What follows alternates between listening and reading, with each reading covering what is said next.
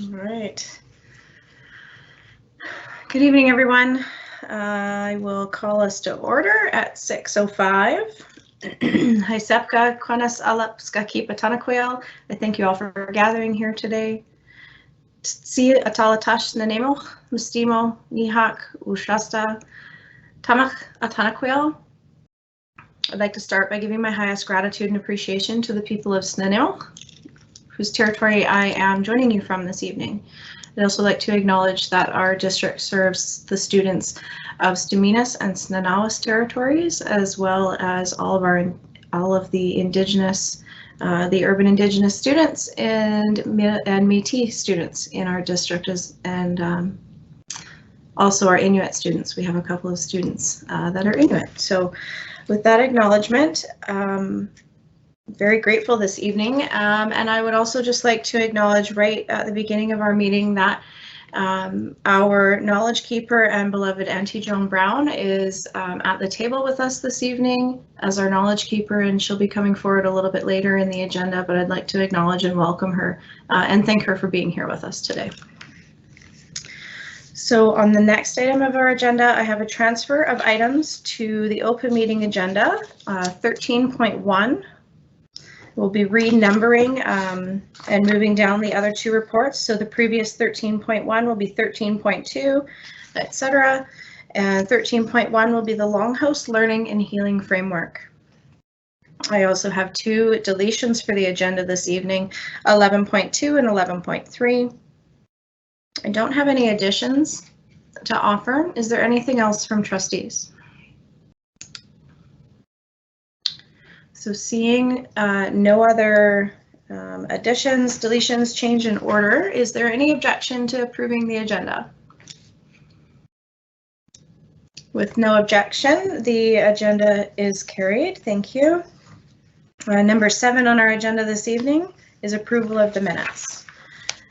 That the minutes from the special Board of Education meeting on November 18th, 2021, regular Board of Education meeting held on November 24th, 2021, and the annual general meeting held on December 1st, 2021 be adopted. Is there a mover? It's been moved by Greg and seconded by Elaine. Any discussion on the motion? Seeing no discussion, I'll call the question. Is there anyone opposed? With no opposition, the motion carries. Thank you. Moving into section 8 of our agenda this evening, section 72.3 report 8.1, that the section 72.3 report from the special closed board of Education meetings on November 18th, 2021, December 8th, 2021, and the closed Board of Education meeting on November 24th, 2021 be received. Is there a mover? Moved by Stephanie and seconded by Elaine. Is there any objection to the motion? With no objections, the motion carries. Thank you. So for announcements and reminders, we are just about to head into the winter break. So our next Education Committee meeting will be January 5th, 2022. The Business Committee meeting will be held on January 12th. The Board of Education meeting for January will be January 26th. And a reminder that the trustee by-election and general voting day will be January 15th, 2022. And for anyone looking for information on the by-election, including advance and special voting opportunities, you can visit the district's website and you'll find all of the information there. We have no presentations this evening. So we'll move into our correspondence section. 11.1. The first recommended motion is that the Board of Education of School District number 68, Nanaimo Ladysmith, refer the above correspondence from J.C. Slater, G. Rose, and C. Broke-Husen, hopefully I've said that correctly, to the board chair for response. Is there a mover?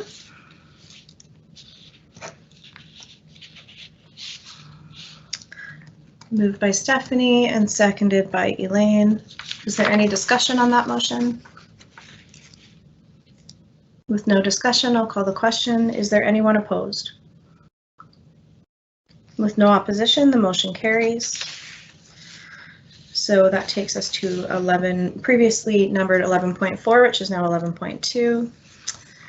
That the Board of Education of School District number 68, Nanaimo Ladysmith, refer the correspondence from the Deputy Minister, Shauna Brower, Ministry of Citizen Services, to be received and filed. Is there a mover?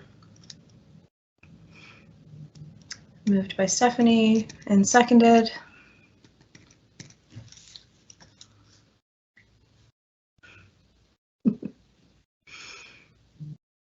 Seconded by Elaine.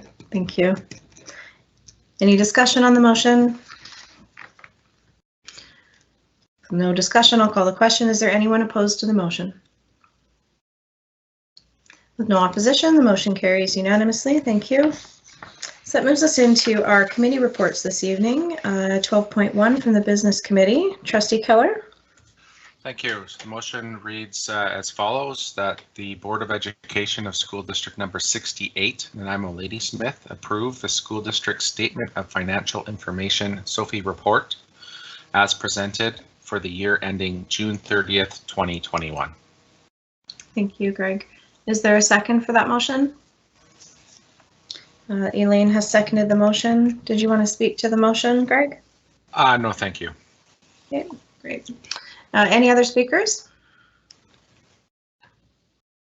Seeing none, I'll call the question. Is there anyone opposed to the motion? With no one opposed, the motion carries unanimously. Thank you. 12.1.2, Greg? Thank you, Chair. So the motion reads as follows, that the Board of Education of School District number 68, Nanaimo Ladysmith, approve the terms of reference for the Environmental Stewardship and Sustainability Advisory Committee. Great, thank you. And is there a second for the motion? Stephanie has seconded the motion. Did you want to speak to this item, Greg? Just quickly, if I may, just to say thank you to the committee for their work and to staff for their support putting this together. And unfortunately, Trustee Stanley couldn't be with us this evening because I'm sure she would have liked to have said a few words as well. That's about all I have for this evening. Thank you. Great, thank you. Is there anyone else that would like to speak to the motion? Seeing no one, I'll call the question. Is there anyone opposed to the motion? With no opposition, the motion carries unanimously. Thank you. That concludes the Business Committee report. Thanks, Greg. We don't have anything from the Education Committee this month, and so I will I'll welcome Auntie Joan Brown, Nanaimo First Nation, and Scott Saywell, Superintendent of Schools, to introduce the, I want to say it properly, I'm not going to mispronounce it, Longhouse Learning and Healing Framework. Welcome. Thank you, Chair, and through you, begin by welcoming our knowledge keeper, Joan Brown. We have a number of knowledge keepers in the school district, and Joan is one of them, representing Nanaimo First Nation. So thank you again for joining us, Joan. So I appreciate that this is a late item to the agenda, and there's a document entitled Nanaimo First Nation Longhouse Learning and Healing Framework that is not presently on this agenda, but trustees have had a chance to review it, and the agenda will be updated later this evening, and it'll be available online for any people who are watching and wish to read it. So this evening, this document, I'll share a little bit, and then I'll ask Joan to tell us some more. But this is a foundational document, a guide for all of us who are living and learning and working on Snuneymuxw territory. And it is my job when I work with Joan to open doors and amplify her voice, which is what I want to do this evening. So this is my setup for Joan to tell us about the Snuneymuxw First Nation Longhouse Learning and Healing Framework.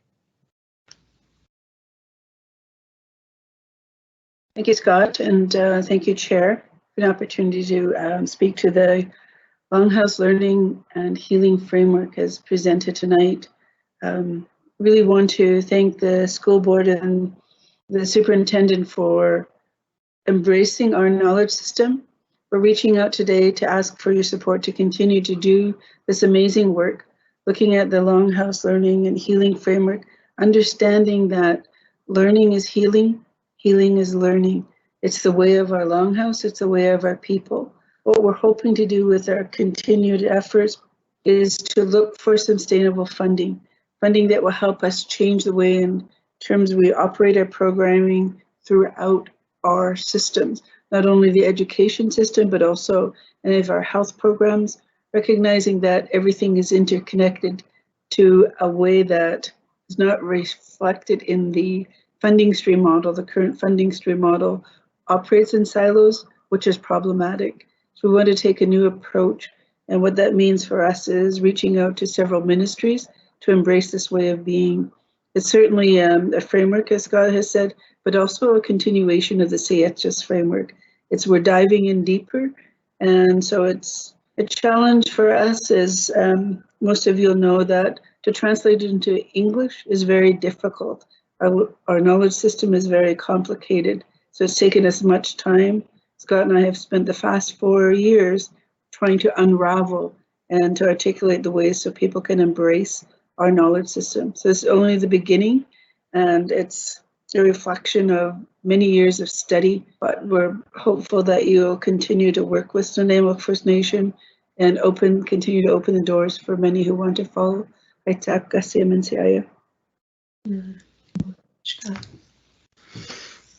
you, Auntie. Scott, did you want to add anything else, or I can open it up for questions from board members? No, I think it would be appropriate to open it up for questions. Thank you. Great, thank you. So I'll have to find the motion. There's a motion this evening that's going to come before the board, and I'd like to take this opportunity to thank both of you for the last few years.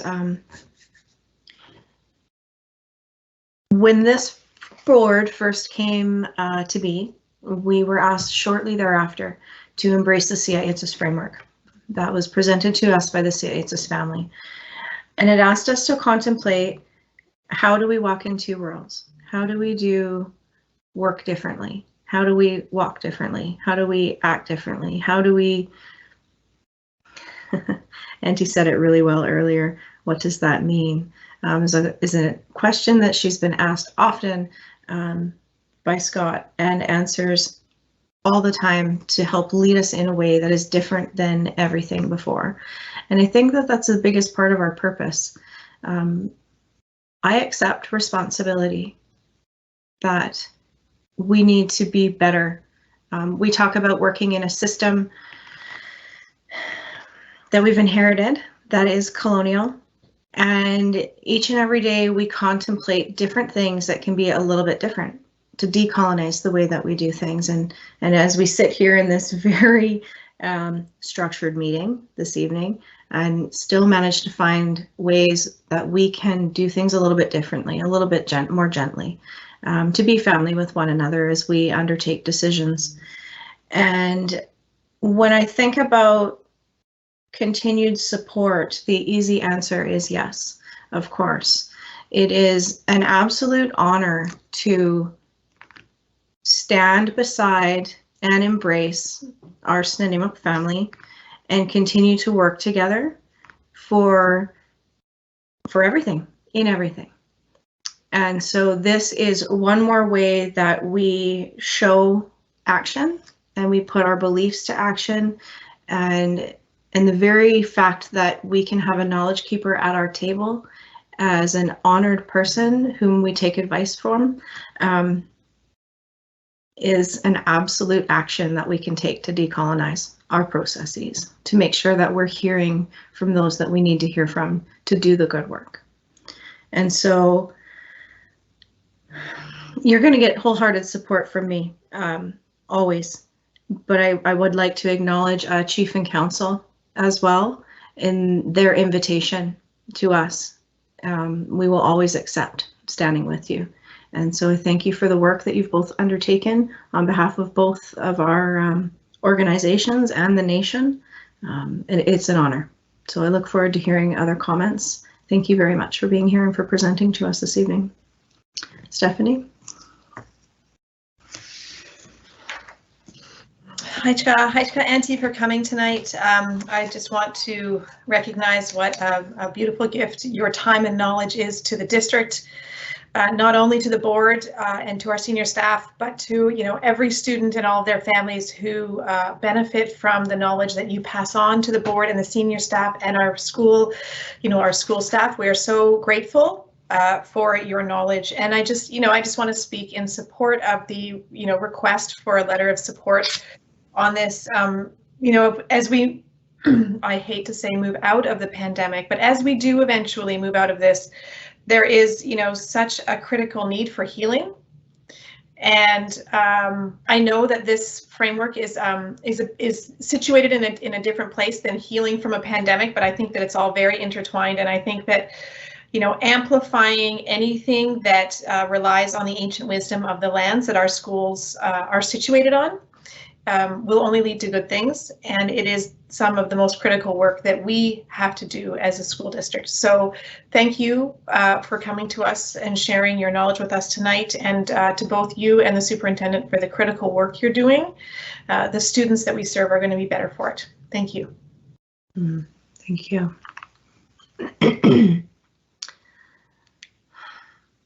Greg? Thank you, through the chair. If I may, I'd just like to move the motion. Absolutely, go ahead. Yeah, thanks. So I'll just read it out here. Reads as follows: that the Board of Education of School District number 68, Nanaimo Ladysmith, endorse the Nanaimo First Nations Longhouse Learning and Healing Framework, and direct the board chair to write a letter of support to the Nanaimo First Nation to assist them in receiving funding from external sources. Thank you. I am looking for a second to the motion, please. Wish I could do it myself, but it goes against our colonial rules. Elaine has seconded the motion. Greg, I'd invite you to speak to the motion.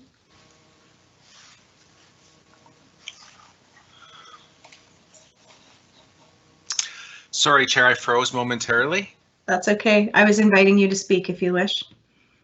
If I may, just briefly, of course, I'd like to say that I'm honored to be working with the Nanaimo First Nation and to be able to support this work as our district walks together with our auntie and council and First Nation. I think this work is definitely something that will help connect our students with the land and help with the healing process that's required. And I'm happy to support the motion and look forward to where it might lead us. Thank you. Would anybody else like to speak to the motion?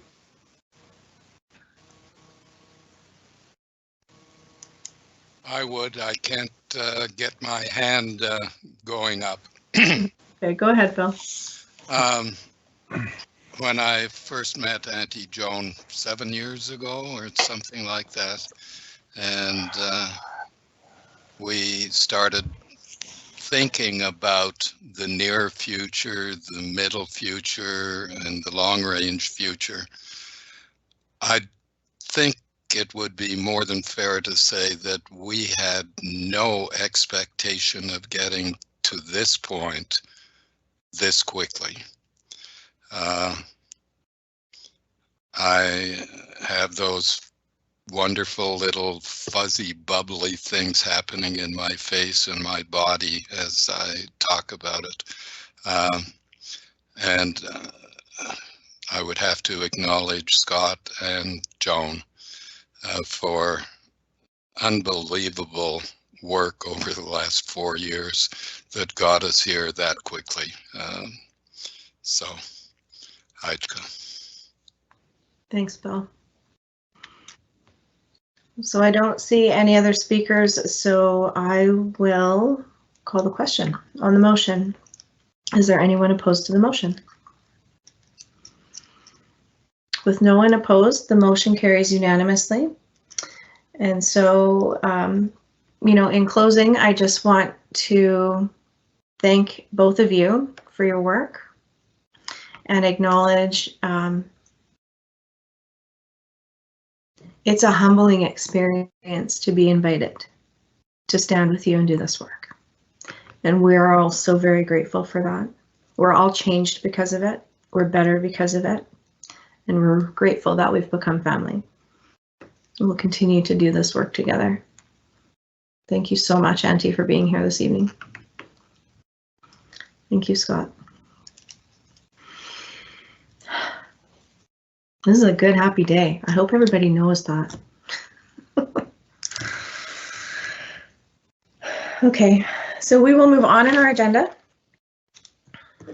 to 13.2, and I will invite Mark Walsh, our Secretary Treasurer, to bring forward his report. Thank you, Chair, and good evening. I'm the thank you for putting me right after that presentation, by the way. But so a number of items on the agenda this evening, and the first one is just an update on the by-election. So I am the Chief Electoral Officer of the election, and Karen Matthews is the Deputy Chief. We've hired an external consultant with significant election experience in the federal and provincial realm, and the three of us have been working hard to get prepped for the by-election, which is on January 15th. The memo on page 112 of the agenda does set out that we do have two candidates, and the nomination period is closed, and those candidates are Naomi Bailey and Stephen Ray. Candidates can still withdraw up until the 17th of December if they so wish. We will be having a large number of voting opportunities, but you will also notice that the voting opportunities on each given day are fairly limited in their geographical where people can vote, but just want to quickly run over what that looks like. So at this time, we're being very careful to stick to our own facilities, and so that we can have a consistent policies and procedures for our employees, and the election official and the election folks that will work under them will be temporary employees of the district for the time that they work for us. So you'll see the main election day on January the 15th, Saturday, January the 15th, will run from 8 to 8 as is required by statute. We'll have Dover Gym, Nanaimo NDSS Gym, Ladysmith Gym, and Cedar Gym. So trying to make sure that we do have a relatively wide geographic representation. Then we are also required through statute and our own bylaw to have two advanced voting opportunities, which also will run from 8 to 8. And in those particular circumstances, we are just having the one polling station, which will be the board office here. So one is on Wednesday as required by statute, and the other one is a day that the Chief Electoral Officer had the discretion to choose, and we went with the Saturday due to traffic issues. We want to note right at the outset that individuals that are unable to wear masks will be accommodated on those two opportunities. But we will be requiring masks in our voting stations for all opportunities on election day and the prior ones as well. And folks that are interested in or need that opportunity, please, there's an email address attached to this memo. And of course, we'll be publishing everything online. Then we'll see that we have 7 different special voting opportunities. And these are shorter duration for the most part, and they're intended to make sure that we're going to capture geographic representation. And we've tried to time many of them for the after-school crowd. So our parents are picking up. We know that parents and teachers and staff have a particular interest in the Board of Education election, as do others, but we want to make that convenient. So we'll have 2 opportunities at Gabriola, and the dates are published. We'll have an opportunity at Chase River. We will have another opportunity here at the DAC, but we'll be having a small election office just across from the main center, well marked for those days, and we'll make sure that there's plenty of parking on that given day. Ladysmith Primary, and then another DAC opportunity. So the election will have we're not going to take the provincial electoral roll. So what that means is that individuals be registering for the election, and really that's the only registration. So they'll register the election. We take the appropriate ID as required, and all of that's going to be available online. And then at the end of the election, that's going to be it for that particular voter role. There's also going to be opportunities, as was required by statute, for non-resident property owners, and the requirements are going to meet the Local Government Act, and that'll be published online as well.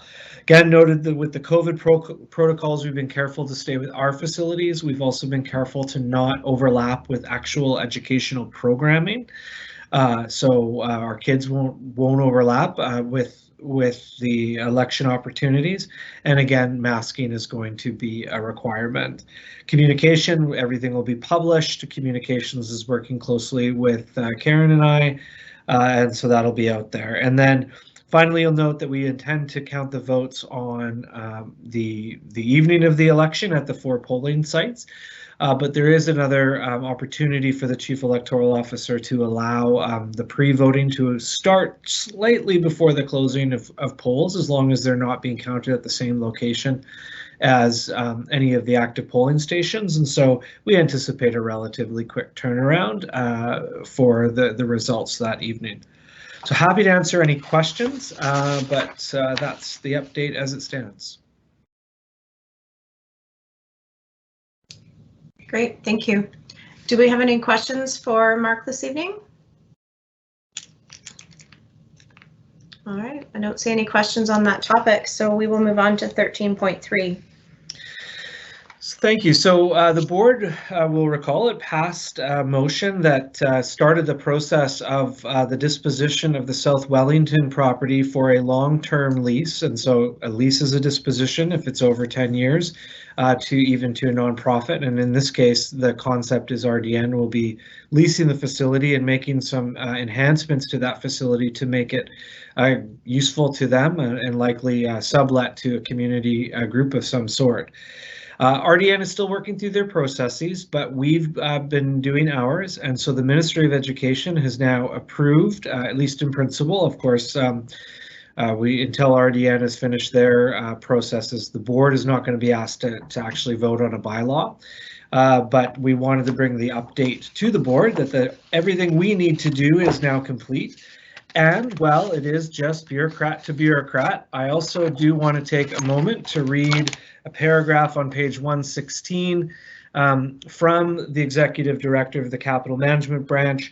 I wish you every success in finalizing the lease arrangements with the RDN. As noted in your letter, this indeed is a laudable example of multiple public sector parties coming together in an action that will directly benefit the local community. And I think so very proud and worked out.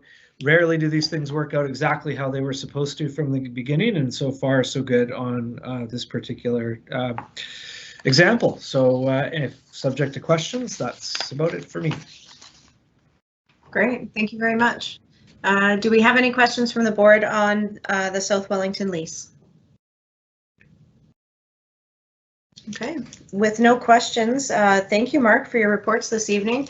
We'll try to line you up a little bit differently next time. So with that, I'd like to invite Superintendent Saywell to briefly share a few words before we move in towards what is likely to be the end of our agenda this evening. Well, thank you. Through you, Madam Chair. If you'll indulge me for a couple minutes, I thought I would, given that this is the last board meeting of the year, I thought I would wax philosophical for a couple minutes. So for most of us, this time of the year marks a time where we're a little reflective, and it's also a time of renewal.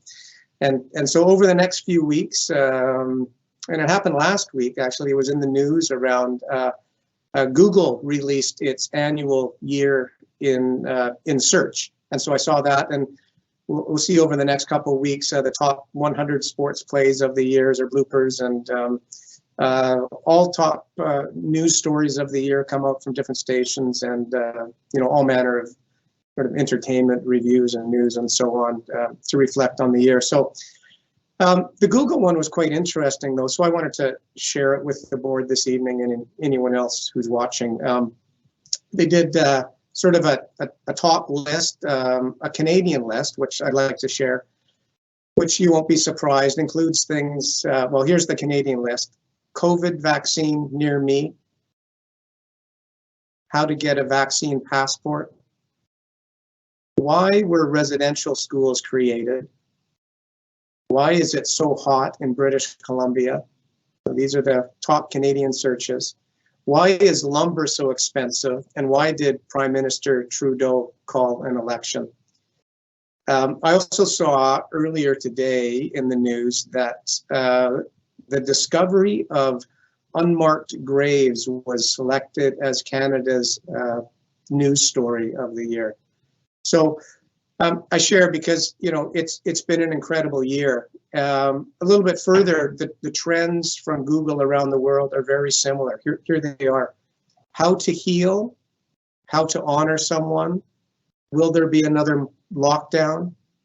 How to take care of your mental health, how to stay strong, how to be resilient, how to make a comeback, how to be yourself, how to move forward, stop Asian hate, how to use your voice, how to help the planet, ways to help your community, when can I visit my family, and finally, how to be hopeful.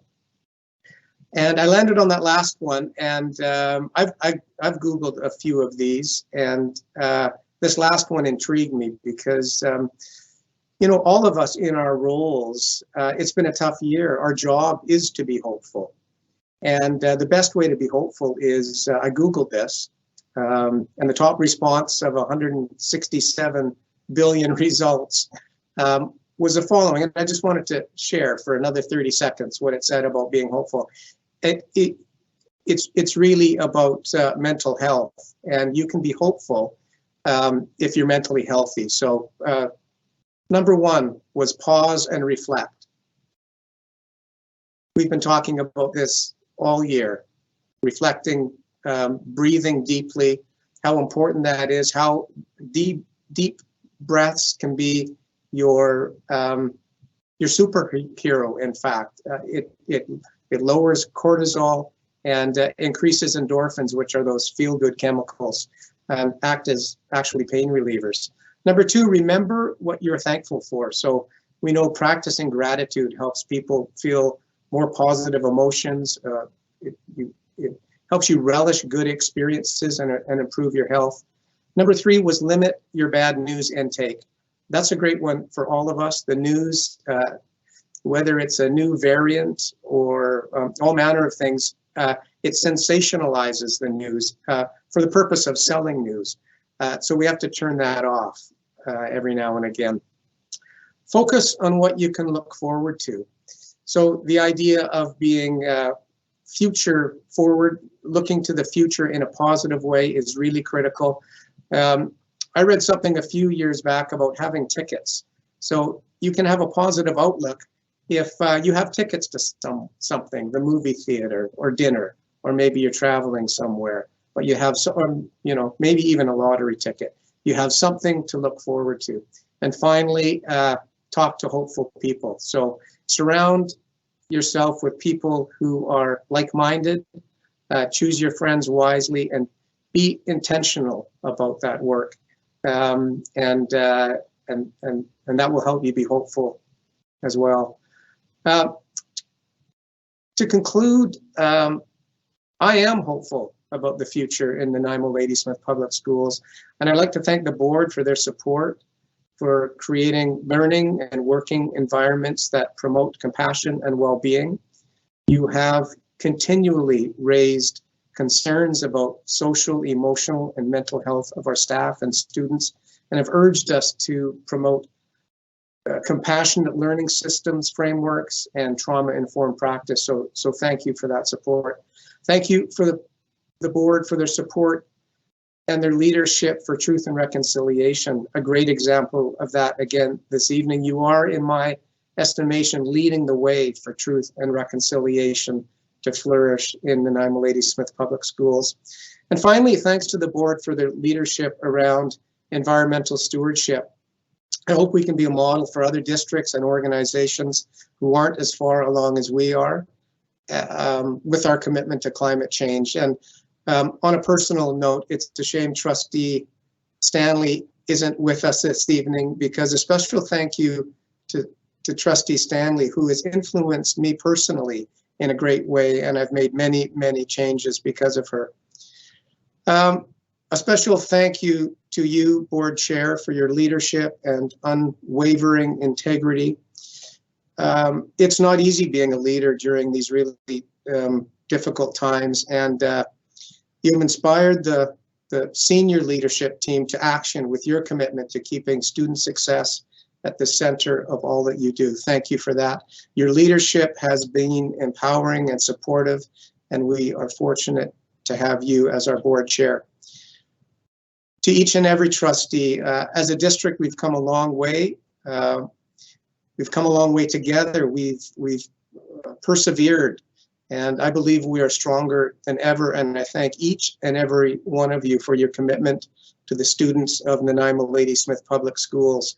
I know that the demands of the work as a trustee have been immense, and I hope you find the time you need to rest, relax, and take care of yourself. On behalf of the senior team, I'd like to take this opportunity to wish all of you and your families happy holidays and a healthy and prosperous new year. Thank you, Chair.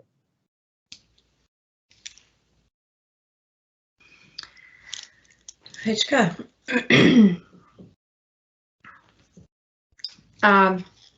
Wow.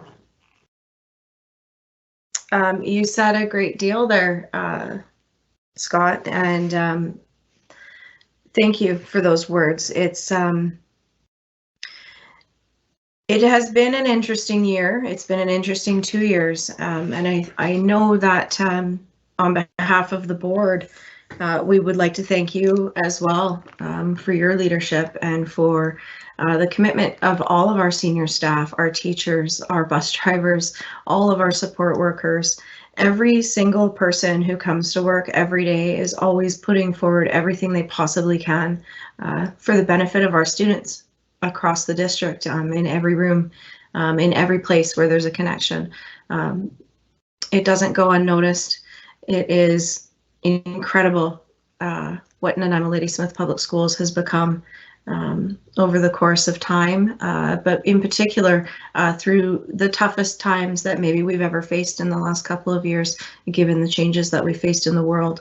And so it's with deep gratitude that I wish all of our employees, our students, and staff, as well as my colleagues here with us this evening, and those who maybe couldn't make it, a really restful winter break. Everyone deserves it. It's an honor to serve in our capacity and to work with all of you. So thank you very much for those words this evening. Yeah, now I know how Mark feels, as that's a tough act to follow. We don't have any unfinished business this evening. We don't have any new business this evening.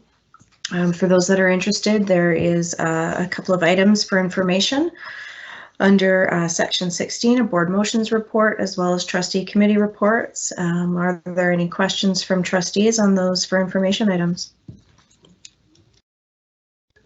So I don't see any questions there. I don't have any questions from the public this evening. So with that, we will close our final meeting of 2021, and I look for a motion to adjourn.